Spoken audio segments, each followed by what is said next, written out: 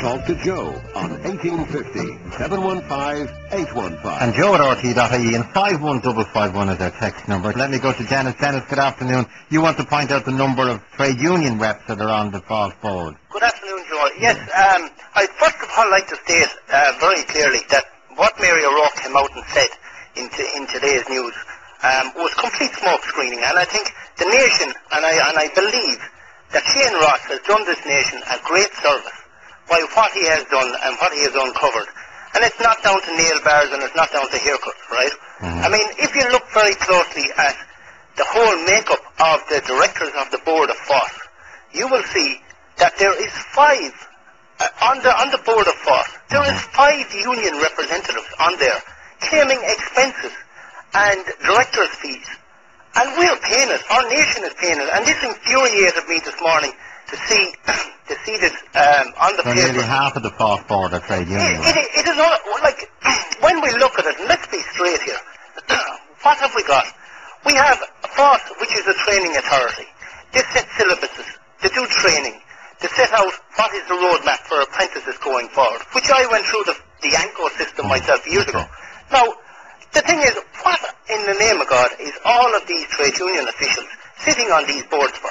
I don't see too many employers sitting on these boards directing what way a syllabus should be put, or how we want to train our apprentices so that they would be of great value going forward in the workplace. I don't see any of that.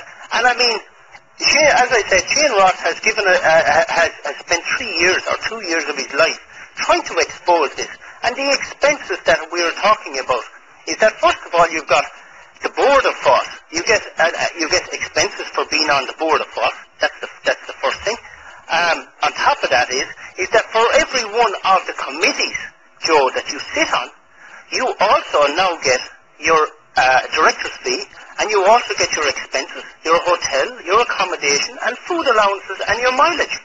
Joe, this is a cash cow, and the national... Well, I presume people on the board are doing the work they're doing work in their own time. It does take up time. I presume the board meetings of FOSS are, in fairness, it's a massive organisation, would be dealing with enormously complex and detailed issues. Okay, Joe. You are giving up a lot of your time. Okay, I see what you mean there. But if I was to tell you, Joe, that I see one particular person there, and I won't name names, I see one particular person there, he sits on 4 different seats within that board. 4 different subcommittees. Yes, 4 different subcommittees. Each one of them subcommittees, he receives from the state €13,000 a year. How do you know this? That's true. That is true, Joe, right? And plus, he is also a director of the board of FOSS, so he also receives director's remunerations for that. Now, Joe, I mean, this particular person is on a massive amount of money here. I mean, let's be honest here. Which is legitimately claimed. So let's. I'm not saying anything other than I'm not pointing aspersions at anybody, Joe. But I would say to you, we have a program on TV at the moment. It's an excellent program. It's called The Apprentice, right? And if you do wrong, or if you make a bad business move, you get sacked, Joe, right? That's exactly the program. You get sacked, and at the end of every night, somebody gets sacked. Now, we have everybody on your show so far today has mentioned the word accountability, right? There is nobody being held accountable for this. Roddy Malloy is one person who decided to resign. Fair play to him for resigning. But the people that signed off these expenses, the people who said the haircut was an illegitimate expense, the nail bar was an illegitimate expense, and I would say, Joe, that's only 2 items. I would say there's many, many, many more. And I would think that these people must be held accountable for it. And we don't want to be back at a situation here where we have to have an investigation into it, and then we'll have a report, and then we'll have a report on that report, and another one just to tie in, just like what Mr. Lenihan said last night on the TV, where we end up with report upon report upon report. Okay. If you do wrong, Joe, on your show, and RTE don't like what you're doing, they'll sack you. It's as simple as that. They sack you, and there's nobody being held accountable. I mean, Joe, if I explain my own situation, where I am an electrical contractor, I employed at the height of my business 19 electricians. I let go all my electricians last January. Okay. Why did these guys lose their job is the question. They lost their job very simply because I was no longer competitive out there.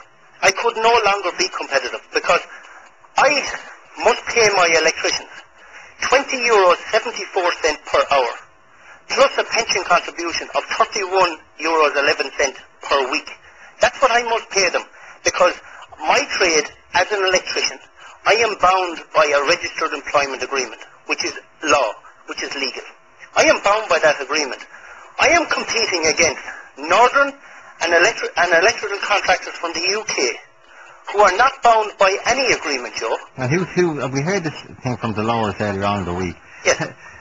She was our first call on Monday, actually. She's the woman who broke down and cried when she was in A&E with her 90-year-old mother, and she read this from the Independent piece, and she broke down and cried, and she wanted to drive to the Doll and at 2 o'clock in the morning. And shout up at the windows. I heard Dolores, and I have to say, my heart went out to her. So this, she then went, I explained to her when we were asking about her own life and what brought it to, she said this deal that was done between some of the electrical contractors and the trade union. Correct. She said it basically crippled the electrician industry in Ireland.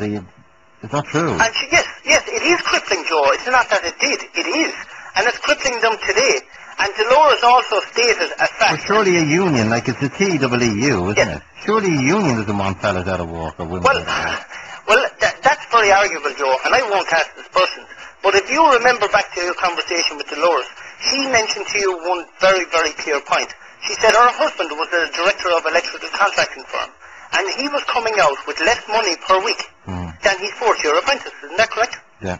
Now, I mean, if you must see that €14 an hour is what an English firm or a northern firm will pay their qualified electricians. They're not bound by a registered employment agreement, Joe, and they don't have to pay into any pension scheme.